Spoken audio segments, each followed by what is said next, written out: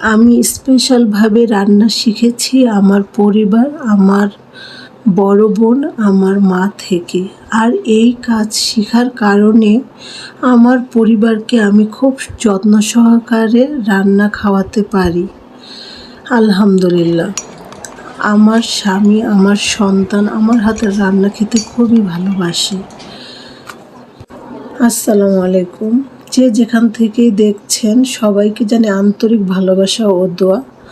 তো আপনাদের দোয়ায় আমি অনেক ভালো আছি। তো আজকের ব্লগে আমি সকাল থেকে রাত পর্যন্ত কি কাজ করেছি, কি পেরেশানির মধ্যে থাকি তাই তুলে ধরলাম।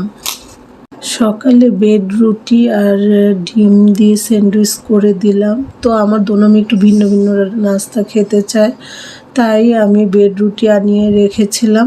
তো সকালে এটা দেওয়ার পরে ওরা খেয়ে স্কুলে গেল পরীক্ষা দিতে।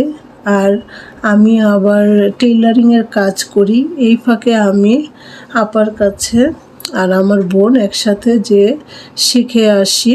তো আমি আগেও কিছু পারতাম, আর একটু ভালো করে শেখার জন্য আমি টেইলারিংয়ের কাজটাও করছি। তো এদিকে তাজা মাছ আমার হাজব্যান্ড নিয়ে আসলো, আমি কুটে এগুলো রান্না করলাম। দেখেন কতটা পেরেশানের মধ্যে আমি সারাটা দিন কাটিয়েছি। তো এদিকে আমি মাছগুলো তাজা একটু হালকা ভাজা দিয়ে আমি ভুনা করলাম, আর পেঁপে আলু কুটে নিলাম। এগুলো আমি যেহেতু তাজা মাছ, এর জন্য আমি একটু ঝোল করে রান্না করলাম। আর ঝোলের তরকারিটা আমার হাজব্যান্ড খুবই পছন্দ করে, আর আমার বাচ্চারাও পছন্দ করে।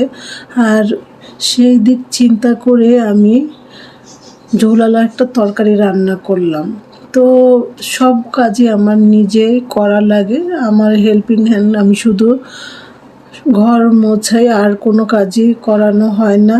আমি নিজের কাজ নিজেই করি, আর আমার ভালো লাগে তাই করি। এই তো একটা ঝোলালা তরকারি রান্না করলাম, আর আমার বাচ্চারা এটা খেয়ে খুবই পছন্দ করেছে, আর আমার হাজব্যান্ডও পছন্দ করেছে। আর কাঁঠাল বিচি ভর্তাও করেছি। তো কাঁঠাল বিচিগুলো দেখতেছি যে একটু বেশি দিন রাখলে হয়ে যাবে, নষ্ট হয়ে যেতে পারে, তাই আমি কাঁঠাল বিচি ভর্তাটা করলাম। আর এই ভর্তাটাও খুবই পছন্দ করি আমরা সবাই, পরিবারের সবাই খুবই পছন্দ করি আমার হাতের ভর্তাটা। আমার হাজব্যান্ড, আমার মেয়ে সবাই খুব পছন্দ করে। তো এদিকে আমি বিকেলবেলা কি করলাম, একটু টেইলারিংয়ের কাজের জন্য